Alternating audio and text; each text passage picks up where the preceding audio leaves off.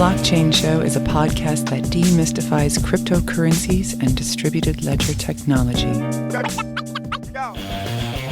Hello, welcome back. You're listening to The Blockchain Show. This is episode 195. I'm your host, Ethan Kinderknecht, and today we've got a special guest, Mr. Aaron Kaplan, securities lawyer and co-founder and co-CEO of Prometheum. Aaron, welcome to the podcast. Hi, Ethan. Thank you so much for having me.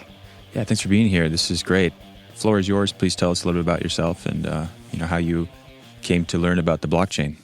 I got into the space relatively long time ago now. In 2013, we realized between myself and our law firm at the time, or the law firm that incubated Prometheum, Gusrae Kaplan, that the best methodology to trade virtual currencies at the time, because this was it was before the genesis of Ethereum, was through a securities account and through a alternative trading system, because you had the most established rules and regulations for fair and orderly markets, making sure that people got proper treatment and making sure that no one was trading ahead of them, even though we still have a bit of that problem in the traditional security space now.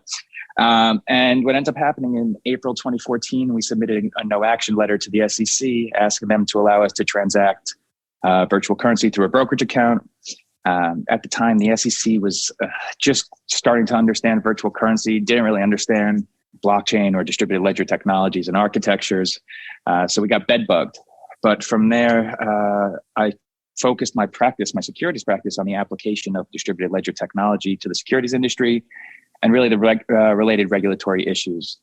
In 2015, I believe, in January, our CTO and I, we actually met at a Harvard MIT legal token framework conference that came out with one of the first approaches for there to be legal compliant tokens in the United States. And then from there, when the Dow report came out in July 2017, we realized, both myself, our CTO, and also the law firm that incubated us, that we had the unique expertise, sort of the understanding of the intersection between distributed ledger technology, financial services, because we had owned broker-dealers and clearing firms, and also securities regulation.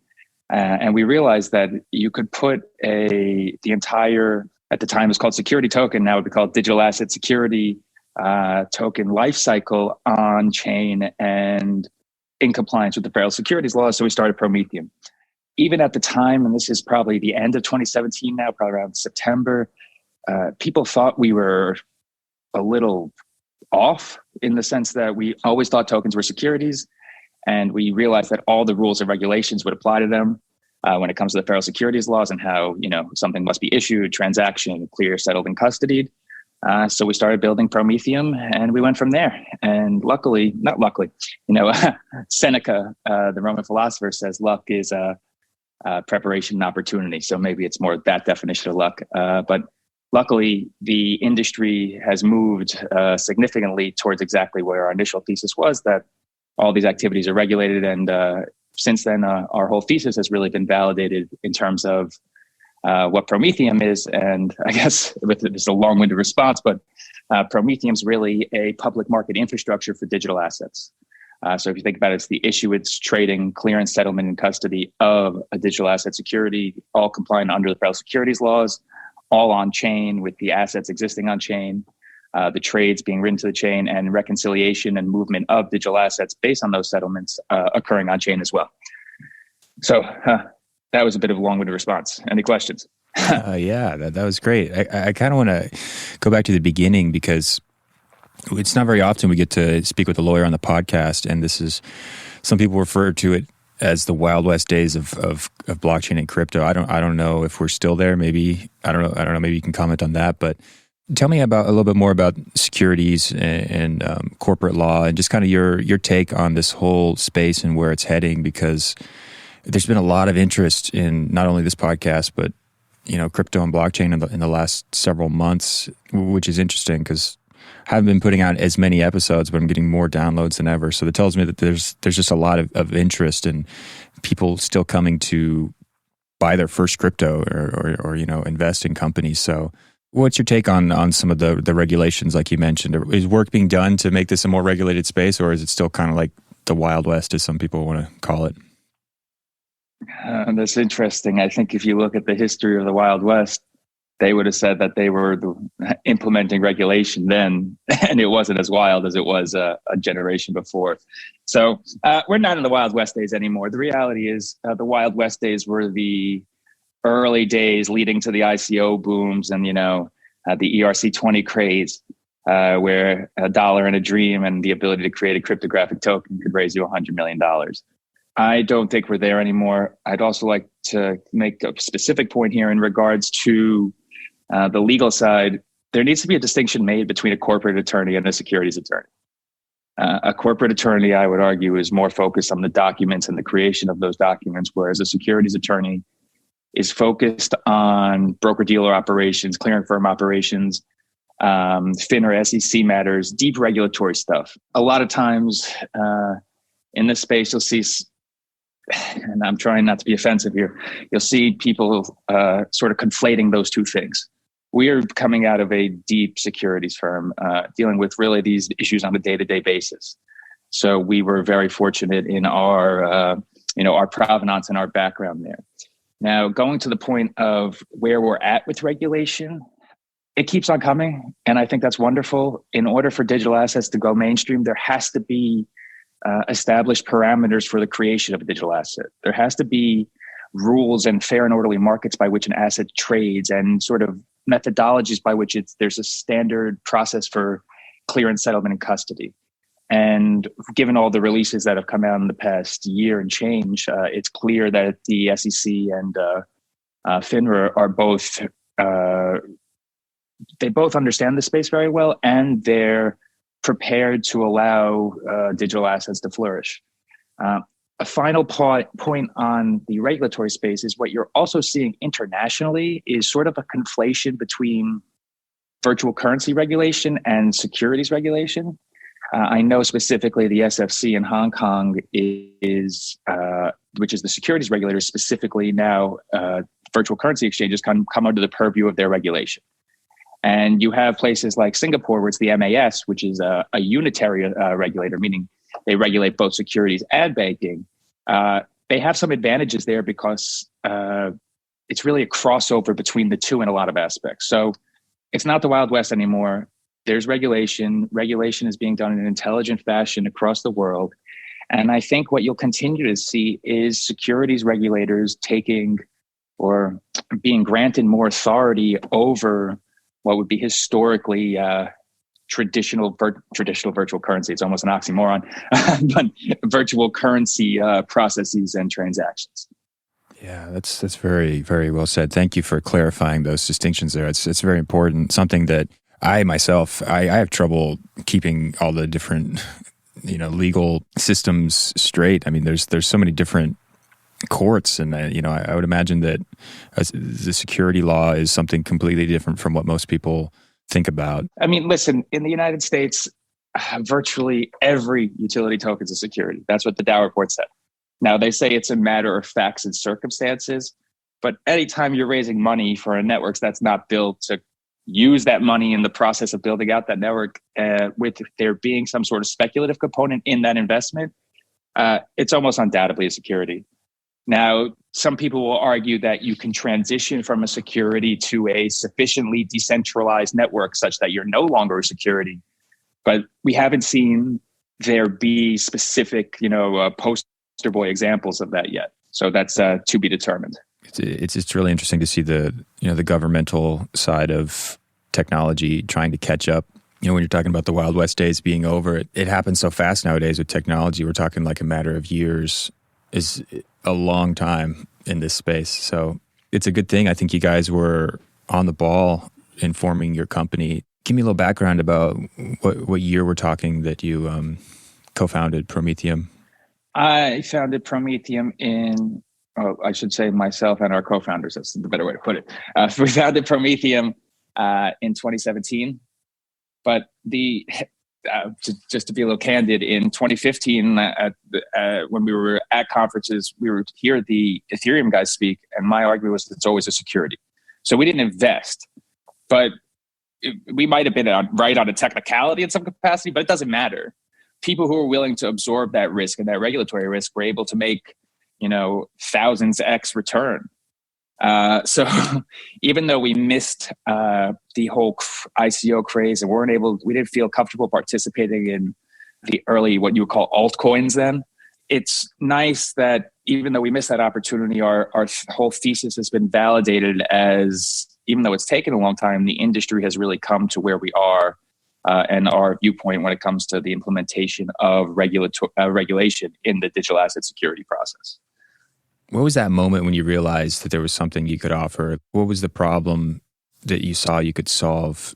Going back to 2015, that's still pretty early on. I mean, I know that there was the blockchain and the Bitcoin white paper had been around for 5 years before that, but it was still so far underground. I mean, people thought it was for drug dealers and arms dealing and stuff like that. Tell me a little bit more about just kind of the scene when you kind of got involved and when you thought that you had the idea for Prometheum. Well, the interesting part is the genesis of Prometheum started when we submitted the first no action letter in 2014. Now, we were wrong then because there was no, from a analytical basis, we were wrong in the sense that there was no regulation then. So why would you even try to implement regulation? But it's just like anything that occurs when it comes to investment or investors or money. The larger it gets, eventually it gets to the point where it becomes too big to fail. It's not the right terminology, but too big to ignore.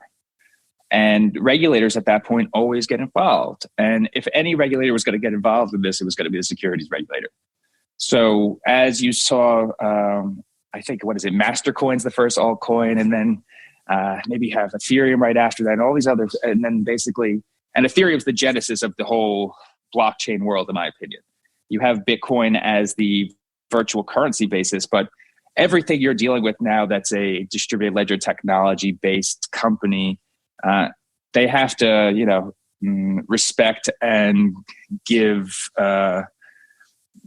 make sure that they recognize Ethereum for what it is, because without it, none of this could have happened. Going back to the point of regulation, when the ICO boom occurred and you're seeing billions of dollars put into these companies, of people losing money, people make money, at that point, the regulators get involved. And when the Dow report came out in July 2017, it was very obvious to us that was the time to start Prometheum.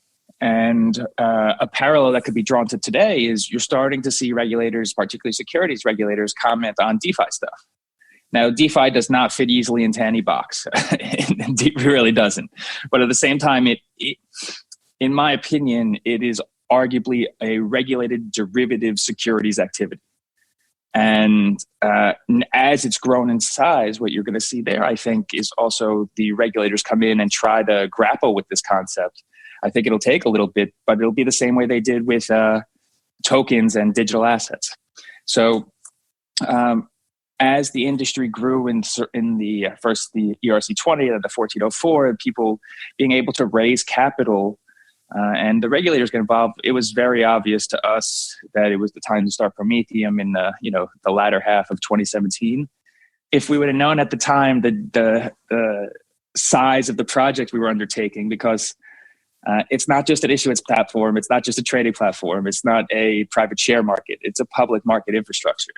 So you're talking about, you need all the infrastructure, not just from a regulatory perspective, but from a technological perspective, whether that's the trading infrastructure, the risk management, whether that's all the clearing and settlement stuff, all the post-trade technology. It's a major project. And luckily, like a lot of entrepreneurs probably feel, is that if you had known the size of the project when you started it, you probably wouldn't have undertaken it. But it's been very validating that the industry has really come to where we are from our view on regulation. Hopefully in the next coming months, we anticipate being one of the first, if not the first, public markets for digital assets in the United States. Yeah, that's awesome. I don't mean to oversimplify, but it sounds like it's a one-stop shop for people who want to issue their own tokens. Would I be correct in saying that? Totally. I mean, that's one component. So you come here, you issue a token, right? First, there's the regulatory component of issuance, sort of what regulation are you issuing that token under? Right? We do the regulatory component there. And then there's also the blockchain side of that, which is the actual creation and distribution of that digital asset, right? That's one component. Then where is it listed for trading? That's the secondary market component. the exchange equivalent. You can't use the term exchange because it's a term of art in the United States, but it's a secondary market component. And then it goes to the stuff that people don't care about, which is the unsexy stuff, which is what happens after the trade is made. If you're familiar with that book, it's one of the most dense books in the history of man. I tried reading it like 30 times, but a lot of people, they don't focus on the non-sexy side of Wall Street, because where's the money to be made off? And the money from a individual basis to be made on the banking side or on the trading side. But the molecular elements of what happens after the trade is made. How does the ATS communicate with the clearing component and the custody component? And how is that done compliantly? That's really an area where I think that there's a lot of the special sauce when it comes to Prometheum. And we've really focused on that for a long time. And it's one area where it really distinguishes us. Another thing that I would also say distinguishes us is sometimes what you see is people coming from the crypto space. They want to say that Wall Street's broken. Wall Street's not broken. Wall Street works just fine. Now, could it work better? Sure.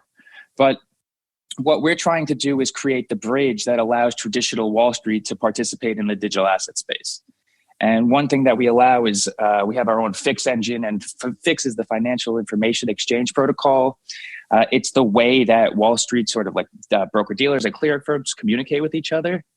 And what that would allow through their FIX engine is to allow existing Wall Street, meaning existing brokerage firms, existing clearing firms, existing potentially banks, to tie directly into our ecosystem and to basically allow their customers to trade digital assets through their existing brokerage accounts.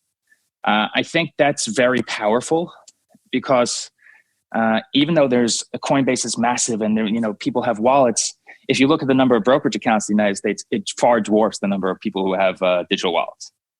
And if you can allow people to participate in the digital asset space through their existing brokerage accounts, it's really a catalyst for digital assets to go mainstream very quickly. I often wondered how the two will interface, the traditional Wall Street and this new blockchain and DeFi and the whole distributed ledger technology in general, because a lot of startups get shut down by the SEC. Then after, I don't know, maybe 2018, I would start seeing more and more lawyers on teams, which makes sense. You got to do the right thing if you want to survive. Would someone who wanted to use your network, would you say that they wouldn't necessarily have to worry as much about the legalities? Because it seems like you guys are pretty much got that under control. That's an interesting question. So on the one hand, anyone who wants to use any network should worry about legalities. Just a fact.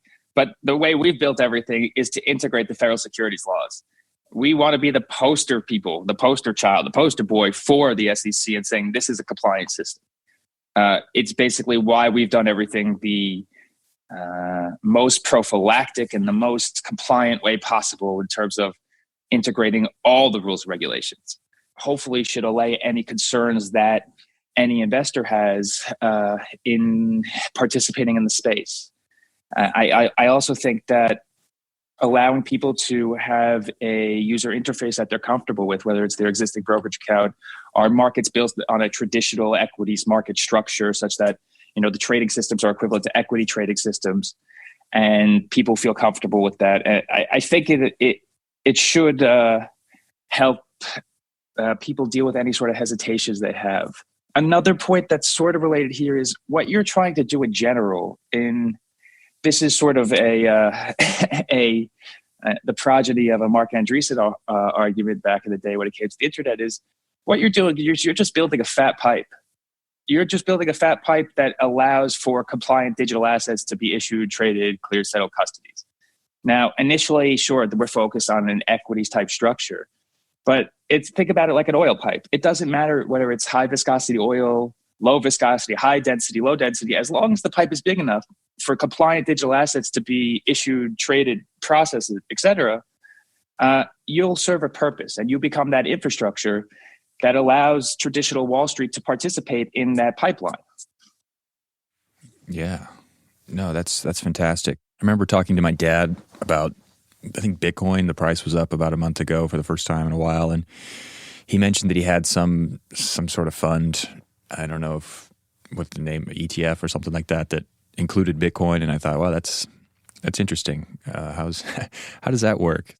I imagine there's, like you said, the unsexy side of things, the behind the scenes mechanisms going on is probably elaborate to go from a brokerage account to something that involves Bitcoin. What I was wondering is like, there's got to be someone out there working on the opposite, like a blockchain centric way to interface with Wall Street. And you mentioned the amount of people who have brokerage accounts compared to Coinbase wallets. And there's got to be a more accessible, simpler way for the everyday retail investor to get involved. I really like the idea of, investing money in a company that you want to succeed, and you take part in their success, rather than, we saw the shorting and from like GameStop and all that a month ago, and all these billionaires who are betting on companies to fail. What can the everyday crypto and retail investor do who wants to get involved but also doesn't know what necessarily have the wherewithal to figure out, or should I put my money in all this? Maybe I'll just wait. And then they see the price of everything going up and they think, I should have jumped on that. How do you see people who are from more of the crypto and blockchain side of things interacting with your network, as opposed to people who are more traditionally minded, like from an older generation? Excellent question. And there's 15 points I want to make, but I'll probably forget 12 of them after this. So let's start off with the idea of people getting exposure to digital assets. I think you need to look at digital assets, and even that term is nebulous. Does that include virtual currency? Yes, it does. Does it include utility tokens? Does it include traditional securities issued via cryptographic token? DeFi, it's a lot of different things. But one of the things you can do that's really a step forward when it comes to the creation of products is if you have both the asset exist on chain and the cash, there's a major advantage of there when it comes to processing and settlement. But take it a step further. If you have the some sort of derivative product like an ETF or an ETP exist on chain, such that you can ensure through the smart contract that the underlying crypto holding is in that smart contract before the token's issued, which represents it, right? That actual product. That's pretty cool because it doesn't really exist now. And you can't prove what the underlying, now obviously there's regulatory components to that, but you can't prove that those underlying assets are there in actuality based on a blockchain and, based on determining it that way, as compared to normal ETFs and ETPs right now. So what you're seeing right now is you're starting to see the beginning of these ETFs on the Tokyo Stock Exchange. I believe they just listed 1 or 2 Bitcoin or virtual currency ETFs. That's the first generation. But the next generation for these products is actually, they're going to exist on chain, such that you could prove that the holdings are there before the actual tokens issued, which represents that ETF itself. And that's one of the advantages of actually having the asset exist on chain and having the cash component, the stable coin, be on chain as well. So there's a lot of really cool things that could be done there to really sort of present a better apple cart than to what traditionally or historically existed. Now, when you look at GameStop and you look at the potential for naked shorts and all these other issues, because naked shorting is a major problem, and it's an argument as to why certain people would say certain elements of the market are rigged. If everything's on chain, you could eliminate all the naked shorts. You could prove what's underlying it. So that's a little bit of a tangent, but the movement towards actually having distributed ledger technologies and integrated into the financial system, actually having assets exist on chain, could eliminate a large portion. I don't want to say all, obviously that's nonsense, but a major component to the funny business that occurs now. And there's a lot of advantages there. Now, when it comes to Prometheum, there's different verticals and different business lines, not really business lines, but different assets, which in theory you can be listing. One, we're talking about the creation, someone raising capital, issuing it via cryptographic token and listing on our platforms. That's a new issuance. Two, what about existing digital assets? There's a lot of digital assets are out there that are securities that will be able to trade on Prometheum. And that's its own classic category of tokens. And finally, it's that last component, which I'm super interested in, is origination, meaning the creation of these ETPs and ETFs on chain that really take advantage of distributed ledger technology, that do it the right way. And the right way, obviously, I'm a little bit subjective, but there's a lot of technological and really business advantages there. Now, our whole thesis in terms of going back to your question about people who are more virtual currency oriented and people who are more in that space historically, what is the advantage that we present there? Well, the way things are going from our perspective is that digital assets are both compliant financial assets, but a lot of the times they have a use case in the distributed economy. A good example is Filecoin. Filecoin issued a Reg D, right? Or they did a SAFT. That's a security. But a Filecoin has a use. It lets you store data on the Filecoin blockchain, right? You need to have a methodology by which the asset could be traded compliantly under the securities laws and also maintain its utility value in the distributed economy. And the way that, and this might be getting a little in the weeds here, but the way Prometheum's built its architecture is we use a dual blockchain architecture where when assets are regulated financial instruments, they're being traded in on our permission chain, which is basically a publicly viewable but permission chain where limited parties can deploy smart contracts. And basically it's a little bit more controlled. But when someone wants to actually use that token, meaning take it into their personal wallet and use it on a different blockchain, the other chain, our utility chain, we actually take that asset from our regulated environment, move it to our utility chain, and allow the actual holder of that digital asset to hold it in a personal wallet and deploy it on different blockchains and use it for whatever utility value it has. And I'm pretty confident that that's the future of what's going to have to happen here in order for people to be in compliance, but also for digital assets and particularly utility tokens to actually flourish. Because you have to sort of think of a digital asset in a lot of respects as a smart security.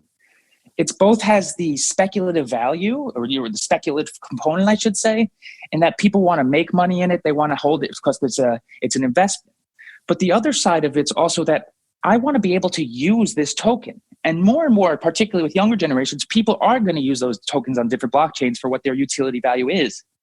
And there needs to be the sort of that bridge that allows the digital asset to be both. And that's what Prometheum's built. So I think from a larger virtual currency, which I don't even like that, I don't think that's the proper term, but the larger blockchain space is what I would say, in the distributed ledger technology space, it really has a use. Prometheum really meets the needs of a lot of people because, again, digital assets are recognized financial assets and regulated. But they also have these additional features that we have to have the infrastructure to allow those features to flourish in order for, the distributed economy to flourish as a whole. Wow, yeah, that's fascinating. There's a lot of good stuff in there. I think that just, the value of these utility tokens, a lot of people who are just kind of getting into understand how all blockchain works is kind of goes over their heads. But that's really what it's all about for me. I know a lot of people are into trading cryptocurrencies for the speculative part of it, which is basically treating crypto like stocks. And, I think that's all right. Good for them. But I'm always interested, what's at the core here? How is this going to help us as a people? Like what's the true value of this token? So, I mean, that's really cool to see that you guys have this mechanism that's going to ensure that blockchain securities are going to maintain their value on your blockchain and how it can interface with other blockchains. It's just, it kind of gets a little bit outside of my scope of understanding, but it's fun to think about in the future how all of these, securities, tokens, how are they going to interface with each other? Is it something that's going to live on past initial inception, or is it just going to die off like some of the old websites that we can only see on the Time Machine? I forget the name of that website. Yeah, the thing I would, and this is a newer thought, but this is sort of the way we've been viewing, is that Ethereum historically referred to it as the world's supercomputer. Now, it's not the best analogy, but it's a good one, right? It's a good way for people to get a general understanding. But there's going to need to be systems that support the creation of assets compliantly that use the world's supercomputer. And that's what Prometheum does. Yeah, and it's an interesting name. I kind of, you quoted Seneca earlier, and I really like etymology of words, and so it makes you think of Prometheus and Ethereum.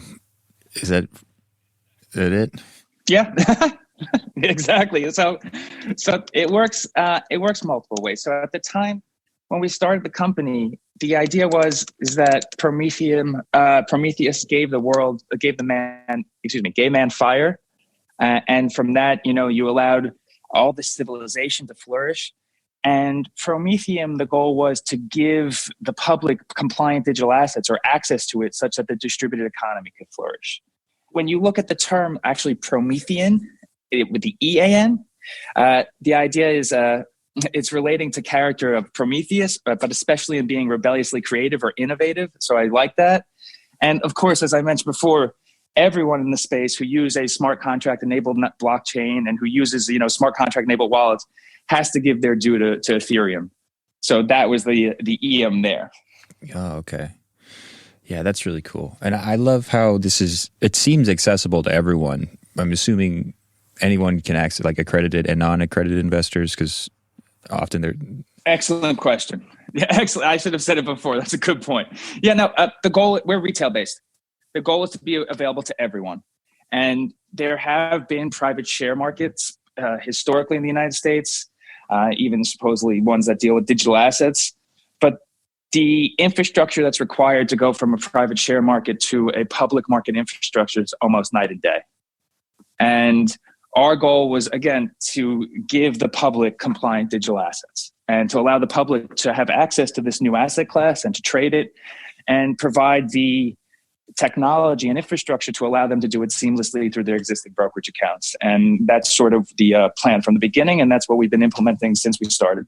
Yeah, that's great. One of the things that makes me excited to see this is just the amount of stats you guys are going to be able to generate, because the blockchain seems like the perfect modality to get all this data from markets and from, like we're talking about interfacing traditional markets with newer blockchain-based securities. I mean, this is going to be an unparalleled access to data that I think people haven't really been able to utilize before. So any idea on kind of the time frame of when someone like me would be able to access this? Yeah, wonderful question. So we anticipate Q2 is when we'll be able to launch, meaning we've gotten our approvals. But again, we are ready to go from a technical perspective. It's just a question of making sure we work with the regulators and the regulators feel comfortable with everything, which we've been working with them very closely for a long time. We're confident in our standing and in actually our tech stack and what we'll be able to offer the public. Yeah, that's great. The term regulators, that's, man, there's got to be so much bureaucracy that you guys have to sort through to, see your project come to fruition. I can only imagine. But with you being a lawyer, I mean, you've pretty much, that's your world. But for someone like me, it's just like, I will pay money to have someone take care of this for me. If I was in that position, I should say. I get it. But in the beginning, they were going to say how regulation was killing innovation. And that's a nonsense argument. Like, what ends up happening if there's so much innovation and no regulation is that the average person gets screwed. It's just that simple. And that the regulators can never let that happen. But the other side of it, I would say, is that people see regulation and regulators as they see it all as a daunting task and sort of being horrible to deal with. But for us, that's been a wonderful thing because when you plan to do everything the right way and you want to take the highest level of protections for the people and integrate whatever's necessary, it's not easy. So it's not like you have all these people trying to do what you're doing and anyone who tried to do it fell off. Essentially, you're paying your law firm millions of dollars a year, and we've been able to not have that cost because we do it all ourselves. All the founders are attorneys, and it's really been an advantage for us. Whereas if you're coming at this from just a deep tech engineering standpoint, the cash outlay attendant to the securities regulation and financial services regulation and just the regulatory component of your business is arguably a giant barrier to entry that sort of deters a lot of people from trying to enter the space. We actually view regulation as a sword and a shield. It protects the public. It's a defensive weapon, and it's also an offensive weapon in that if you're able to work within regulation, you're really able to distinguish yourself in the space. Yeah, I think that's a key point there. Many people on Reddit, I don't know if you've been following Wall Street Bets, is people are coming out of the woodwork. Some of the comments are downright hilarious, but a lot of them kind of show this general mistrust of, I don't want to say regulators, but there's this kind of this underlying theme that the system is rigged, in these kind of legacy markets against the retail investor. I mean, it's definitely not a free and open market like people want to believe. I don't know if that's going out on a limb to say that. Just seeing how Robinhood was shut down, or I mean, some trading was halted because of, I'm assuming, people with money were able to influence the right people to just limit the trading of these stocks. I'll let you speak on that in a moment because I'm sure I'm wrong about that. But my point is that with blockchain, it seems like, just the whole idea of Andreas Antonopoulos a few years called it unstoppable code. It seems like it's just kind of more accessible for the people. Like when you talk about regulation helping the people, putting these safeguards into place, I'm all for that. And I think that's what it's all about. But how do you explain it to people that the regulation, it is for the good, but also how do we make sure that it doesn't go to the point where there's like crony capitalism going on? Well, in regards to the criticism about the markets and the U.S. financial system, I would say you're totally right, but show me a better system. That's true. That's totally fair. Yeah. So, and like, not just that, we're so fortunate that we're able to say whatever we want about our system. Like, and that's a good thing. It's not that way in most places. And in regards to the whole Reddit shutting down, not Reddit, in terms of Robinhood shutting down and what was going on there, to my understanding, it had to do with a lot once they got the call from DTC. And I'm pretty sure I'm on point, but I could be wrong here in regards to the cost to be doing those specific transactions. I don't think it was Robinhood saying, let's shut this down. Robinhood's model is they make money off of flow. So why would you stop something that's trading incredibly high volumes? It had to do with different parts of Wall Street putting pressure on them in terms of potentially the fees they were being charged, which led to some sort of arguably liquidity issue. And if you look at the interesting machinations of Wall Street, particularly when you look at the way that almost centralized clearing, there's some sort of centralization there in terms of what goes on with the DTC side. You have the choke point such that if certain people tell you from certain organizations that you're going to be charged more, you can't do anything. Also, you have to look at who owns the institutions. I mean, to my understanding, DTC is owned by a consortium of the big banks.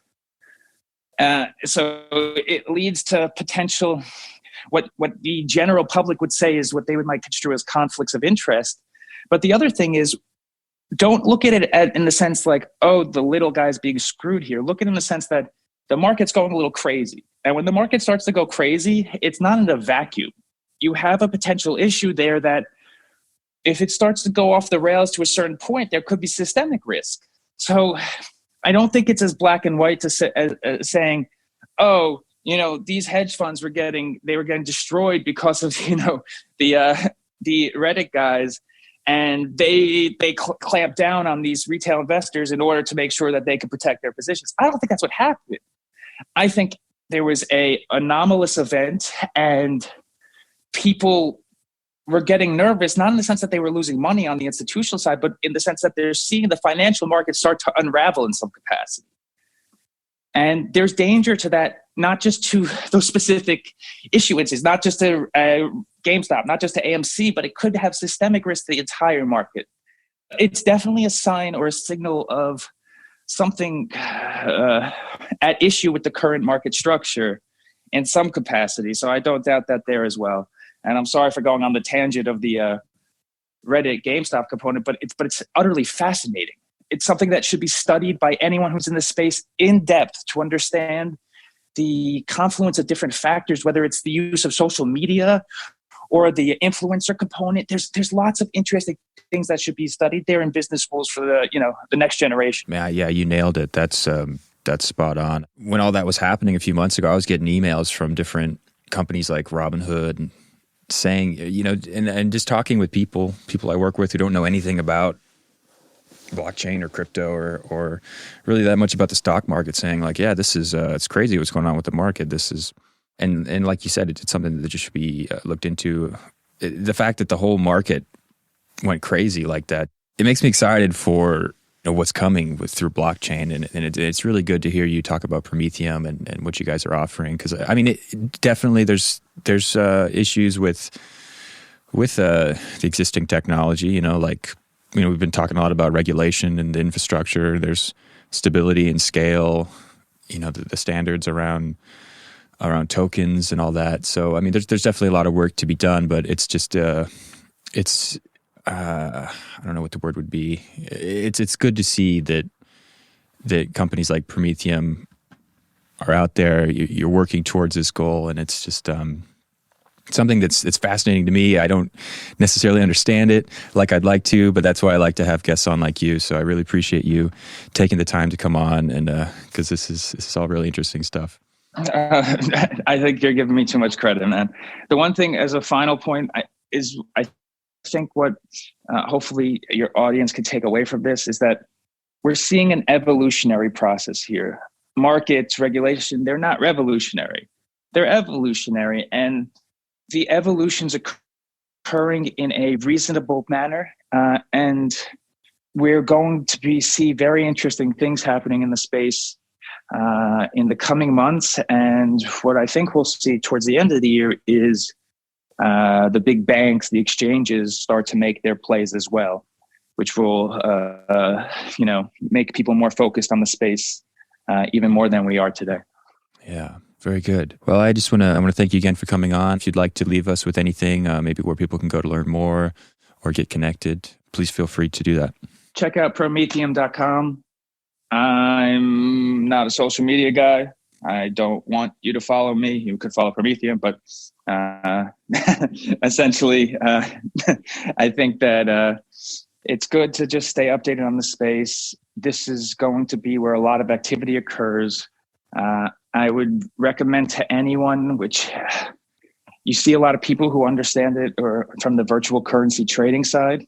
That's a good start. But if you really want to start to understand the space, I recommend reading, probably the best place to start is with the Ethereum Homestead doc, and just build out from there. A lot of the distributed ledger technology and blockchain stuff seems daunting, but it's really just like an onion. And if you understand one layer of the onion, then you move on and you keep on doing that, eventually you'll see how the jigsaw puzzle fits together. And what you should come to a conclusion there is that this makes a lot of sense, and it's going to be important in financial markets going forward, particularly for people who want to get into the space and younger generations, and also people who want to understand new technologies. I think it's really important that people understand smart contract enabled blockchain networks and what features and possibilities exist there. So check out that Ethereum Homestead stuff. Oh, finally, the one last thing. We do have a Prometheum blockchain architecture paper, which gives a lot more details as to the specifics of how we do everything. It's dense reading, but it really, I think, does an excellent job in its description as to what we're planning to do and how it works. And if you can understand the Ethereum stuff I mentioned and this together, I think you're in a really good position going forward to really at least understand the why as to why markets are moving in certain directions over the coming years. Yeah, very good. I'll do my best to include a link to that in the show notes so people can go to learn more. Yeah, Aaron, thank you very much for your time. It's been a pleasure talking with you today. No, thank you so much, Ethan. Keep on fighting the good fight. You do an excellent job with this. Thanks, man. My guest today was Aaron Kaplan, securities lawyer and co-founder and co-CEO of Prometheum, a FINRA and SEC regulated end-to-end blockchain ecosystem for the issuance, trading, clearing, settlement, and custody of digital asset securities. If you'd like to learn more about Prometheum, the website is prometheum.com. I just want to say thank you for downloading this episode, and I look forward to speaking to you all again next week. Goodbye.